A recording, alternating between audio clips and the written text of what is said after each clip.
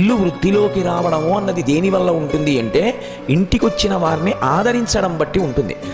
ఒక్కొక్క మహాత్ముడు ఇంటికొచ్చి వెళ్ళిపోయిన వేళ ఐశ్వర్యం విపరీతంగా అందుకుంటుంది. ఒక్కొక్క మహాత్ముడు మనసు చిన్నపుచ్చుకొని వెళ్ళిపోయిన వేళ అంతా అశాంతి నిండిపోతుంది.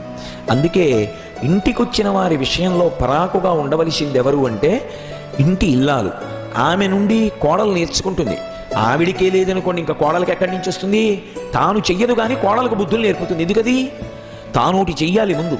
తాను అనుష్ఠానం చేసి తాను 10 మందికి పెట్టి తాను కష్టపడి తాను భర్తకి బాసటగా నిలబడి కుటుంబ కీర్తికి తాను కారణమైతే కోడలకు అలవాటు అవుతుంది. కొత్తగా ఏం చెప్పక్కర్లేదు. పాఠాలు చెప్పడానికి కోడలు అక్కర్లేనటువంటి విషయాలు తాను మాత్రం ఆచరించడానికి తనకి సరిపోతుంది. అది కాదు అత్త అంటే.